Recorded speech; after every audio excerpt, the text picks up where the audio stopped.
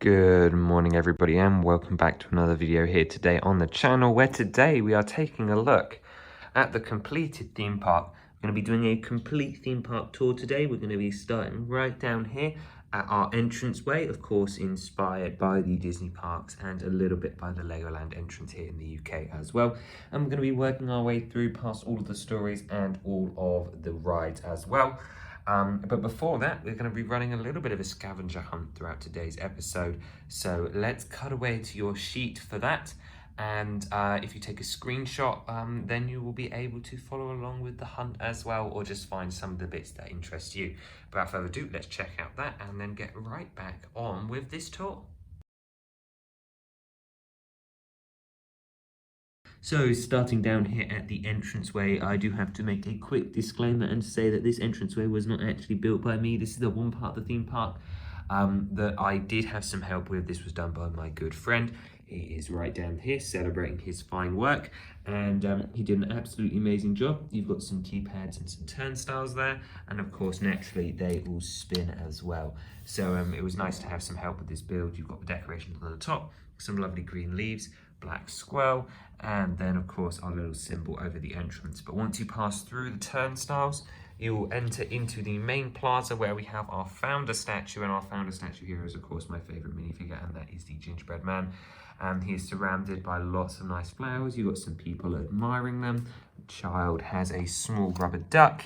And by the entrance itself, you've got a policeman here who is metal detecting and doing bad checks on people entering the theme park. Now we are going to go left around the carousel court, and you've got our little park map around the back here. He's holding another stuffed toy. And as we move left, you can see that this child has lost his balloon.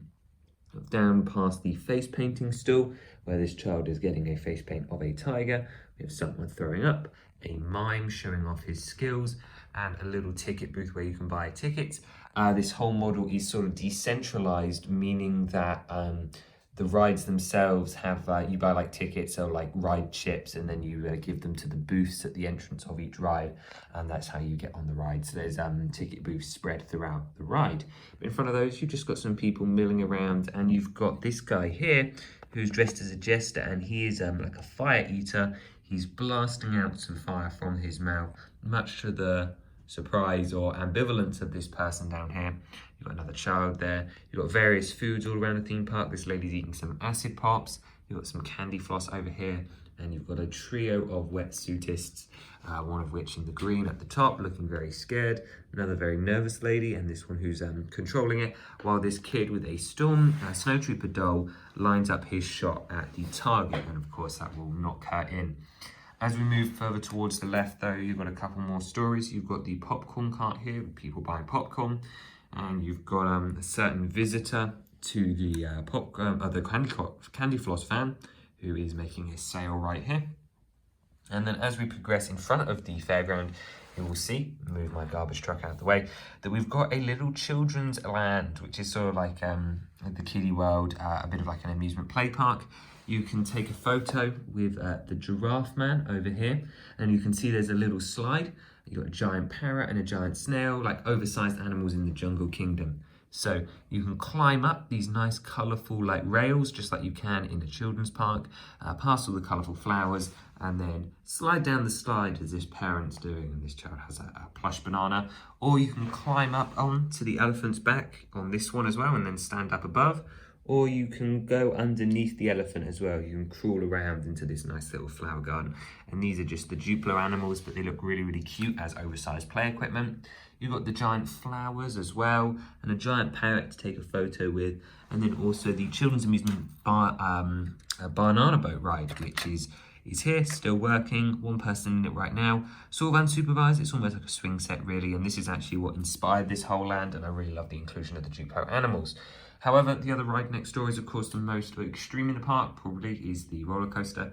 You'll give them your ticket chips in there. Follow all the way around the path, past the little pond, and the Wizard of Oz crew who are on their way down the tan brick road to the roller coaster. Someone seems to have mistaken their climbing range, and just below the CEO you can see there's a very nervous rider waiting to ride the roller coaster, which would take you all the way up to the very, very, very, very top, I wonder who we have over here. We have Iron Man flying, but we'll take a look at him from the other side. But coming back down, next to the ticket stall, there's an ATM so that you can get some money to buy some tickets. And then you've got another photo up here with this child who's showing his dinosaur to a dragon here. Lots of plush toys opportunity. Those dinosaurs worked really wonderfully. You've also got another one of the ride games here where you squirt water at some targets, followed by a knock the cans down where this lady has won a teddy bear. Unfortunately, this child's prize is a little bit too big for him to carry. This child has, of course, won a Goomba, if I can get the angle in there, and he looks very, very pleased about it. Over behind there, though, there is someone that has become injured in the park. Maybe they've slipped, maybe they've fallen on a ride, who knows? Either way, they're not in a particularly good way. We'll go around the other side in a minute to the carousel or to the food court, and you've got this little fortune-telling booth over here, as well as some special guests. And then over on our ride, with the carousel, we have a couple more riders in various vehicles. I'll turn all the rides on at the end. There's actually a gonk droid on there as well, and you've got a seagull on the top. But let's pan around to the back of the roller coaster, where you pass a bird within the tree. You've got the Wizard of Oz crew, like I said, all of the power functions for the rides, and that takes us right down to a crocodile. Now, what is the crocodile eating or hunting? If I give you some aerial shots as we move around the very small place. He is approaching this pond, and who's in this pond but none other than Kermit. Now back here we've got a little construction area. This is actually a new land which is leading, or will be, our Mario roller coaster from last year. Obviously I can't have both built at the same time because I don't have the track pieces, but here's the construction site for that into Mario's little world, which I thought was a fun little Easter egg. Up here we have the spying competition, which I thought was a nice detail. And then back down on the floor, you enter into the food court where this rock monster has got his spoon and his ice cream. You've also got a baby here being fed with the iconic cornflake box in every single one of my mocks. And he's also got some pizza, watermelons, eggs, and grapes for his babysitter. Sewer baby on the table with the pizza. Not so healthy diet for this baby over here. You've got the janitor sweeping up, being a bit creepy there, I guess, as well. This lady is sleeping on the bench, and round the back in the middle, you can just about see Lenny the spaceman, who is controlling and landing their spaceship. Now, in the rest of the food court, we've got a little bit of a British tea party coming over here with all the desserts and the tea bottles, which is quite fun. And you've got this hot dog, beer, and slushy meal between this family here who have 2 teenage children and their grandmother as well. Coming into the and we have our ice cream mascot over here, as well as our blue cone one from the ice cream chase set from 2022. The pink cone is just in there. You can't really see him, but I'll be doing an overview video, as I said. You've got group behind the tree, as well as over here we have the ostrich, which is a reference to the cancelled Animal Land. We did the Funny Octopus ride a couple of weeks ago, and obviously he was cancelled. He was going to be used in that, so he's in like the abandoned animatronics section. Anyway, we've got the bins over here for the whole park. Only 3, bit full, I know. And there's our medical injury and our Goomba. You've got another tool man who's walking around, as well as this area for the haunted house. However, we're going to do some dodgy camera work and get over there now. So here we go, it's nothing. Ooh. Okay, who knows what you guys can see? Hopefully everything. So outside the haunted house, you can see we've got this chocolate bar sign, and then you've got an Explorer, Johnny Thunder, of course, referenced because of the ride he's in front of, his ride. And then down here in the area below, you've got another photo opportunity with the skeleton bone man, and then also the Spider Queen. And actually this photo is special because they give you trick or treat. So this child's having his photo taken by his grandpa, and unfortunately Dennis Nedry has had another unfortunate encounter with some sticky slime, just like his Dilophosaurus encounter in Jurassic World. We've got some pumpkins on the fence. As we move around, you can see the wheelchair owner here is being welcomed into the drop ride, which of course is still functional at the top. And actually up here, you of course have the ghosts flying about, which is fun. And actually there's another inhabitant up here on the roof too. Now coming back down, you can see there are some giant sculptures around the haunted land. And actually, as we progress into the next ride, the Haunted Hollow, as the aforementioned land is called Haunted Hollow, you've got all dressed up guide workers. Here, there's this lady in this skeleton costume with those really cool trousers. And then you've got Jack and Sally going through the queue. This guy has energy drinks, Vita Rush from the promotional set. And then you've got this guy here in mummy robes and a big hat from the Halloween Hayride actual set. And then the tractor, which is the ride vehicle, you get in the back and you get pulled by this mummy guy into a cave. Now what lies in the cave, we will find out as here is our custom ride that we made. So the entrance to the cave is actually way back there, which you can barely see. But anyway, you come through the forest, you pass the scary werewolf, you duck through the trees with the overhanging bayou vines and the spiders falling from above. And then you turn when you see the plant monster who almost looks as scared as you are, covered in all of his vines. And you pass the mushrooms and then the swamp monster who is bubbling out of a crevice in the ground. You've got a witch here who's boiling up, very mysterious potion of blood there. And then you pass right underneath the giant acromantula Shelob, although not Shelob in this universe, and past the Spider Queen, where you turn into the graveyard, where there are lots of haunted things. So you've got a skeleton by the gate, as well as the Spectre minifigure. You've got the golden ghost over in the back, who is risen from his grave, and some skeletons, and a pharaoh skeleton who's risen his whole army. The zombies are being brought up. Dracula's waking up from his coffin. They're all crawling out the ground towards you. You've got a knight leading them in the background. And then you go into the castle of the mad scientist underneath the gargoyle. Should shuffle along a bit. Ooh, ooh, ooh, ooh, ooh. You guys know you didn't sign up for good quality. Ooh, ooh, ooh, ooh. Okay, and you pass his mad experiments, one of which includes this robot guy and a fly guy, and you've got the mad scientist over on his pedestal mixing up some potions. Frankenstein's all chained up as if he's trying to escape. You've got a skeleton horse symbolizing the apocalypse as you come into the end of our haunted journey with the devil himself and Flama, or just some fire spirits and some other hellish creatures crawling up from inside the ground. And then up on the wall, Junkbot is trapped. And actually, Jack Sparrow is on his way to body rob the graves that are stuck on the mountain. And actually, I do want to just address two last things before we look at this as a whole. But you've got this giant pumpkin here, as well as another photo opportunity. But the special thing about this whole area, as we come back around again, is that it is all custom as well. So I'm really, really fond of the mountain, obviously built out the big ugly rock pieces.